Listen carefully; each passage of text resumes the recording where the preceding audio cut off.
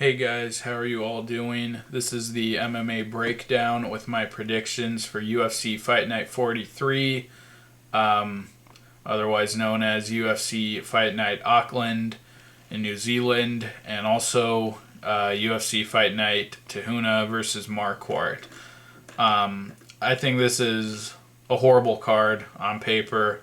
It is a Fight Pass card, and probably, yeah, definitely. I think the worst card they've put on Fight Pass so far. Um, I thought the other card, the Berlin card, was gonna be bad. Also, that turned out to be really good. We had some surprise performances in there from Nicholas Backstrom and Nick Hine. Some interesting guys. I don't know anything about the New Zealand or Australian MMA scene, but there are definitely a lot of newcomers here on this card. Guys making their debuts, but I just don't see this being exciting. And I'd be really interested to know what people in Auckland or people from that part of the world think about this card. Because, the UFC, they say that this card isn't for the American fans, at least not in a mainstream sense, that they're going around the world and these guys are just starving for UFC fights in other parts of the world. But, I can't imagine that these are the people they want to see if they're hardcore fans and really follow the sport. But anyway, I just think this is a really awful card, and not a great way to push Fight Pass. I thought some of the other Fight Pass cards earlier this year were pretty entertaining. The Singapore card had some nice fights on it. The Berlin card, the London card, but anyway, let's just get into this. Enough with that, and I'll give you my predictions on all the fights. Starting off on the Fight Pass preliminary card, the whole thing's on Fight Pass, but this is the preliminary card at light heavyweight. Jean Villante taking on Sean O'Connell. Sean O'Connell coming off of his debut knockout loss to Ryan Jimmo. And honestly, I don't remember much about that fight leading up to the knockout. Just that Jimmo did catch him and knock him out. John Villante has shown knockout power, but everything in all of his fights, something seems to be missing. He doesn't seem like he can put it all together and really put together a good performance for the full 15 minutes. He was getting outstruck by Ovince St. Preux in that fight. I thought he was clearly losing it, even though the eye poke happened. And then against Cody Donovan, was really getting tagged up on the feet. Donovan was able to land a lot of good shots, and visibly it seemed like he was hurting Villante, and seemed like he was getting pretty close to a finish there when Villante just uncorked a hook and put Donovan out cold. I think that was more of a case of Villante just having more power and a better chin than being more of a skilled fighter than Donovan. And then against Fabio Maldonado, he started off really strong, uses wrestling better than he did in either of his two previous fights, where he didn't really use any wrestling at all. Took Maldonado down, looked like a good wrestler, and then just gassed in the later rounds, and Maldonado was able to box him up, win the decision. So again, I don't know much about Sean O'Connell. I think Villante, though, has probably faced better guys, has more experience in Strikeforce and the UFC. Not a guy I'm high on, not a guy I really trust or feel confident picking, but I think if he's getting better, I think that wrestling he showed against Maldonado and that power he carries in his back pocket, I'll take him to win this fight over a up and coming guy like O'Connell, or not up and coming, but a guy we don't really know much about.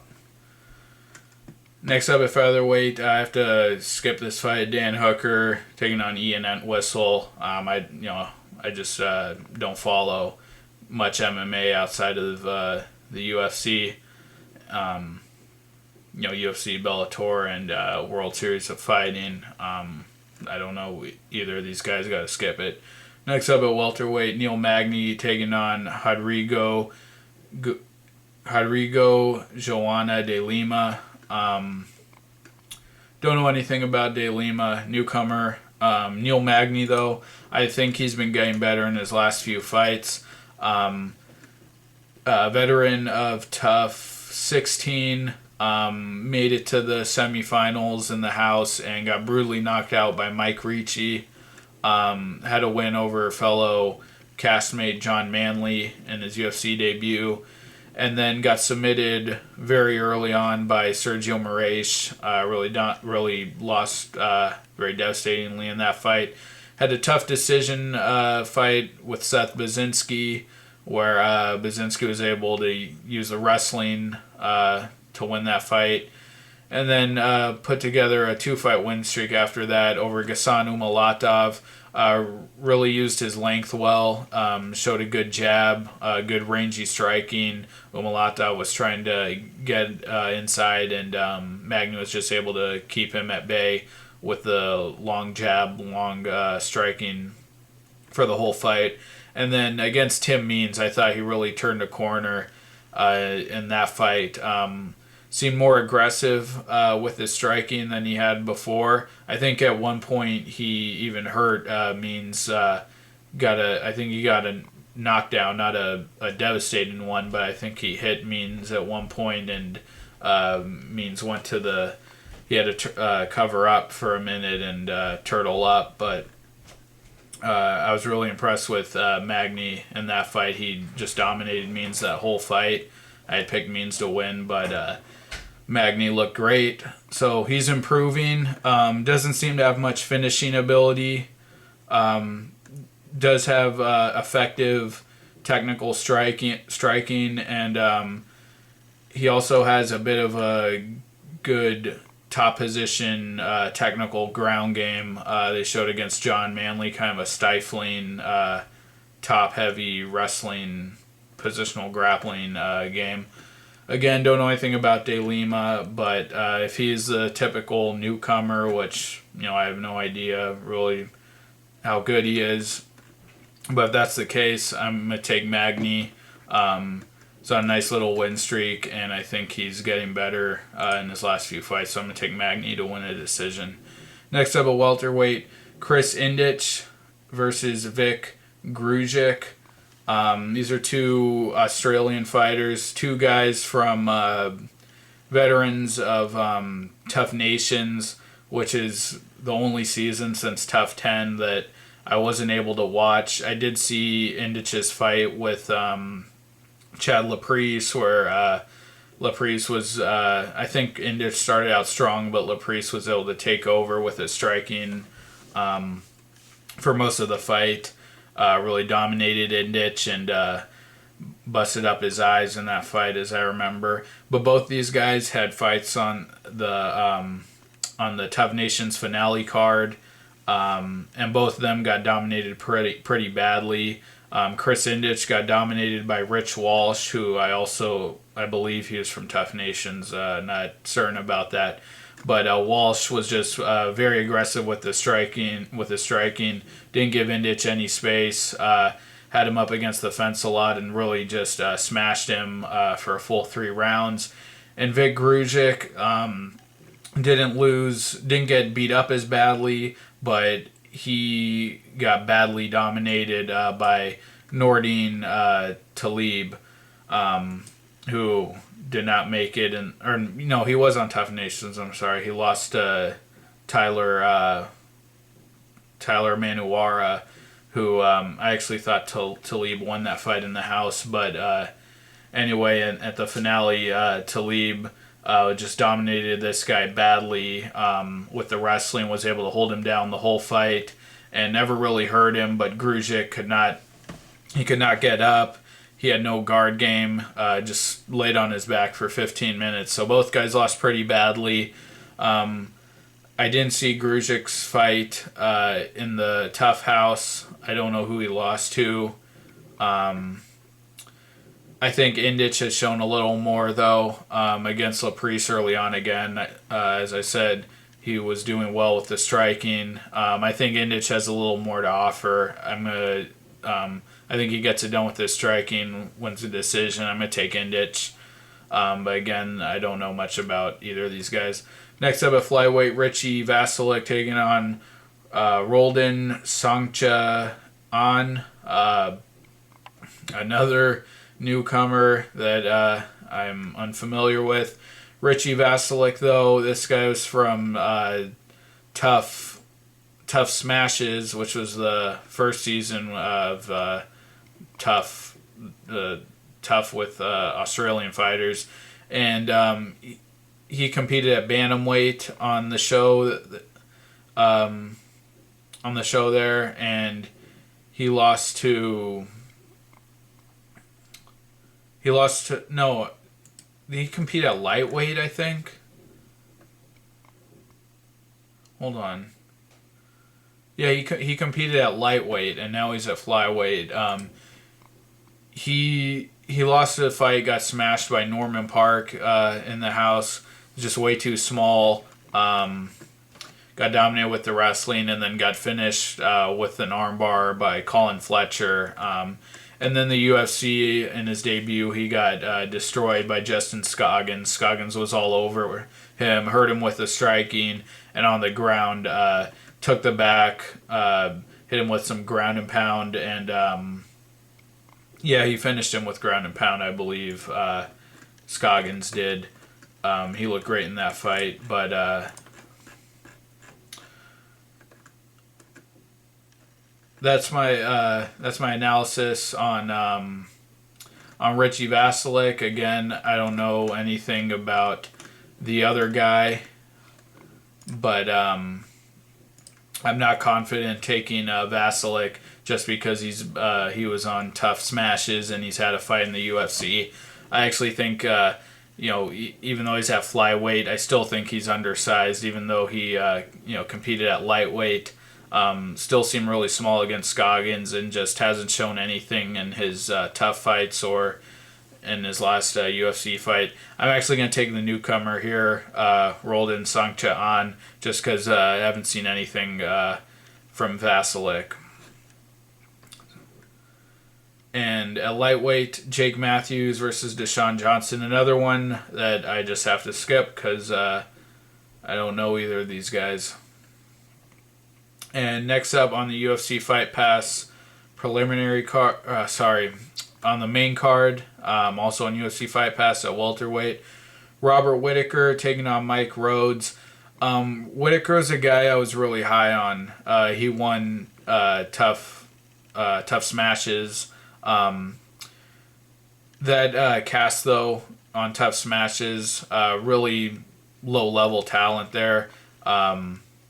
The competition wasn't great for Whittaker. He walked through both guys he faced.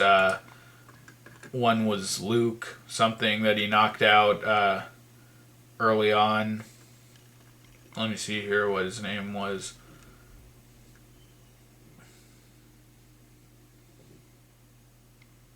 I don't see it here. Luke Newman. And then also knocked out Xavier Lucas. Really dominant finishes for him, but guys that just couldn't compete with him. Since coming into the UFC, he did pretty well in his first few fights. He was able to finish Colton Smith late in their fight. And then his next fight took on Court McGee, and I actually thought that was a razor-thin, super close fight. McGee ended up getting the decision, but it was really competitive. I thought Whittaker still looked pretty good there. And then in his last fight, really got dominated and stopped early and devastatingly by Stephen Thompson. Stephen Thompson was just the better striker. They were both karate style strikers, and Thompson's style was really bad for Whittaker. He was able to land big shots that Whittaker didn't see coming and put him out cold. So really kind of a big setback for Whittaker, and he needs to win this fight and needs to win it impressively. Whittaker, I think he has a bit of a problem jumping on guys when he has them hurt, and he doesn't put combinations together too well. He kind of lays back a little too much and waits to throw a big shot, but he does have some good karate style striking. He does some kind of unusual things against Colton Smith. He left his lead hand down to defend the takedown and just had the backhand by his chin.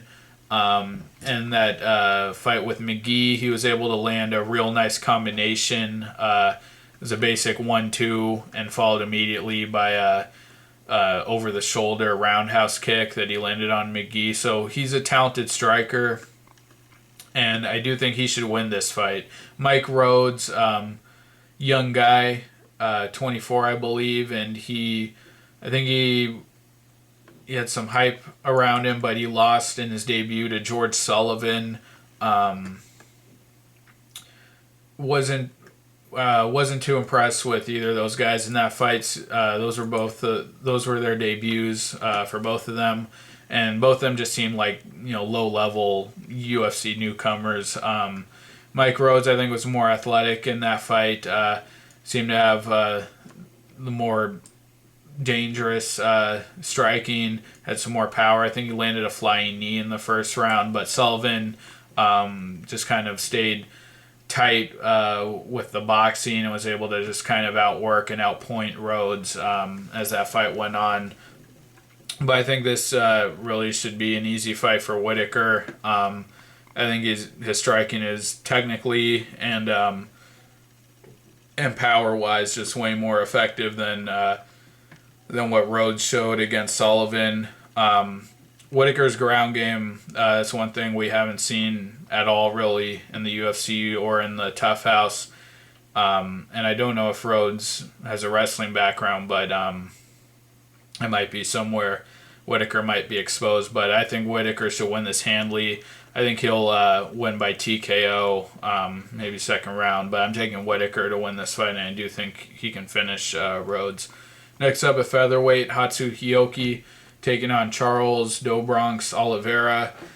This is an interesting fight. One of the ones this is actually, I think, the most intriguing matchup on the whole card. Charles Oliveira, this is a guy I've followed from the beginning of his UFC career. I'm super high on this guy. I don't want to run through all of his fights, but he's had a real wealth of experience against some really talented guys through his UFC career, and has only been here 4 years. He's shown he started off at featherweight, showed great submission ability against Darren Elkins, Efren Escudero. Had a couple of losses against guys, real talented guys, Jim Miller, Donald Cerrone. He had no contest in between there against Nick Lentz, where he was winning that fight. Had a calf slicer over Eric Wisely, anaconda choke over Jonathan Brookins. I'm actually glad to see they changed that. They had that as a guillotine choke for the longest time on Wikipedia, and they actually changed that to an anaconda choke. I'm glad to see that. I like stuff. I like acknowledgement for stuff like that. Cool finishes. Anyway, sorry. And then recently, in the last couple of years, got KO'd real early on with one shot by Cub Swanson, which Cub Swanson's been on a great run. I don't think that's really indicative of Oliveira's ability. Lost a tough decision to Edgar, and then had a submission win over Andy Ogle, where Andy Ogle very surprisingly was able to take him down a few times, stay on top for a bit, but Oliveira got the submission. and I suspect that Oliveira might have let Ogle take him down in that fight. He did the same thing to Darren Elkins. I think he lets guys take him down so that he can use his guard game. But a very crafty, very dangerous submission guy, Charles Oliveira, and his stand-up isn't bad either. He showed good stand-up against Jonathan Brookins, also against Frankie Edgar. All of that fight was contested on the feet, and he was able to hang with Edgar and even bust him up a little bit in that fight. Charles Oliveira is a good, talented fighter. He's just kind of when they've thrown the top guys at him, he hasn't been able to get over that hump. And Hatsu Hioki, he used to be a guy that I would put in that elite category, but not anymore. After his 2 wins coming in the UFC, he was on a 3-fight losing streak, although I thought he got robbed against Lamas. But the fight against Clay Guida, I actually do think he lost. Everyone says that he got robbed in that fight, but I scored that for Guida. And then against Darren Elkins, definitely lost that fight. Just doesn't seem like the same guy that he did against Palashevsky and Lamas and Roop. And he did get a win over Menjivar in his last fight. But he's basically a stifling grappler, likes to drag guys down. He's super long for the division, long and tall. He's able to use those long legs. Really helps him in the mount. So we saw that against Menjivar. He also against Lamas, which was very impressive. I thought he was able to hold him down, Lamas being a wrestler. So this is kind of an interesting fight, but I think Oliveira is definitely the more dangerous guy on the feet and far more dangerous with his submissions. Although, like I said, I do think he lets guys purposely take him down. And if he starts getting too comfortable on the ground, I think there's a chance that Hioki might be able to hold Oliveira down with the wrestling. But other than that, I think I will take Oliveira. I just think he's a more active fighter, he seems to fight with more hunger and goes for the kill more than Hioki does. And Hioki, I don't think, has been the same guy since he entered the UFC. And Oliveira is still really young, and I think he still has a lot of potential left, even though he's had several losses in the UFC. But I'm taking Oliveira here. Super dangerous on the ground. I think he can finish Hioki. I wouldn't count on that happening so strongly, but I am picking Oliveira. And moving on, the co-main event at heavyweight, So Palelei, So the Hulk, taking on Jared Rosholt. This is another interesting matchup to me. I think everyone's taking Palelei, and everyone's thinking he's going to walk right over Rosholt. And I will agree that, I will admit that I've been very impressed with Palelei's wins, both over Pat Barry and his last fight over Ruin Potts. Just mounted those guys early on, used his ground control to get on top, and both those finishes looked identical. Just rained down heavy Donkey Kong punches and put those guys out with just like the first couple of shots that he hit them with, and they knocked both of them out cold. Really kind of scary how similar those finishes looked. But in that last fight with Ruin Potts, early on, I think Palelei was on top, and Ruin Potts wrapped up a guillotine, which, guys, almost never works when you're already on your back and you don't have full guard. And it looked like Potts came really close with it and was even able to turn Palelei with it. And Jared Rosholt, he's not a guy to mess with on the ground as far as wrestling goes. I was not impressed with Rosholt's win over Walt Harris in his debut. He did get hurt in that fight. He got dropped, and was still able to implement his wrestling and win the fight after getting hurt. He came back real well, and then his next fight that I thought he was going to lose, I thought he was going to lose to Daniel Omielanczuk, because he did get dropped by Harris, and Omielanczuk had won his last fight against Nandor Guillermo by knockout. I thought he was going to knock out Rosholt, but Rosholt dominated him with the wrestling, and he just looks like one of those guys that he can't do much with striking. Doesn't seem to be particularly explosive or athletic, but he looks like a guy when at least in his UFC fights that I've seen, he looks like he's on the college wrestling mat. He just seems to outclass guys on the mat. The fight with Walt Harris, again, I thought that was kind of a close fight, and I actually remember scoring that fight for Harris, but he's definitely a wrestler, and I don't know if Palelei has the wrestling. I don't know if he has. I don't know if he, has enough of a game plan oriented,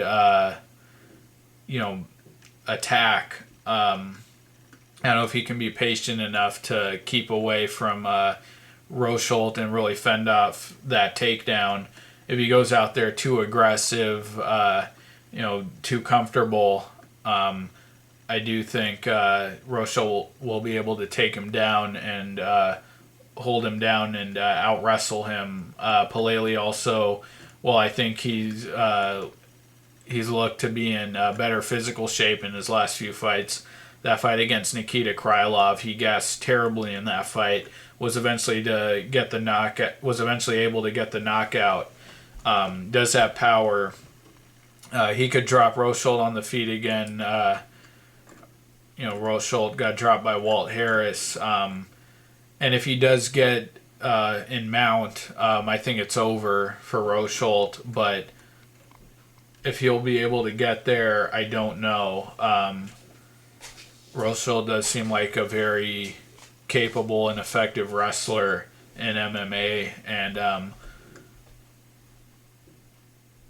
Palelei's last couple of fights have been real exciting, but I think that hard-nosed wrestling by Rosholt is going to get the job done.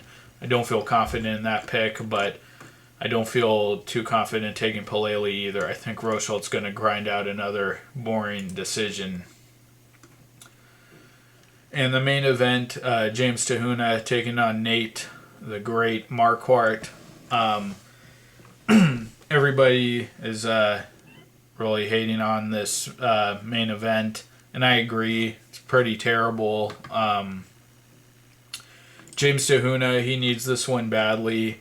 The UFC is giving him, the big fights. He had a real nice win streak, 4-fight win streak going on at one point. He had a couple finishes in there against guys who really weren't, good at all. Guys who are long gone from the UFC, Ricardo Romero and Aaron Rosa. And then had a couple of tough decision wins, was real dominant against Joey Beltran. And then against Ryan Jimmo, got dropped with a head kick in that first round. Was able to come back and dominate with the wrestling and drop Jimmo with his own punch later in that fight. And then in his last few fights, he had a real wild brawl with Teixeira early on, and then Teixeira was able to get the guillotine choke. And against Shogun, who came in real aggressively and who was able to catch him with a counter shot, put him out cold. But I do think Huna is still, I think he's a much more gritty fighter than Marquardt. Remember Marquardt, how badly he got outworked and out-wrestled by Chael Sonnen. I think that Marquardt's wrestling that he showed against Jimmo, I think he can get Marquardt down. And if you remember that Sonnen fight, Marquardt just had nothing from his back, no guard or anything. Marquardt should be the favorite, I think. If you think about it logically, I think he's a far more skilled fighter, more dangerous on the feet. But Tahuna's also shown power, and he's shown that he's really willing to get after it on the feet against Teixeira and Shogun. He came right after those guys, and Shogun was able to knock him out because he was so aggressive and left a big opening.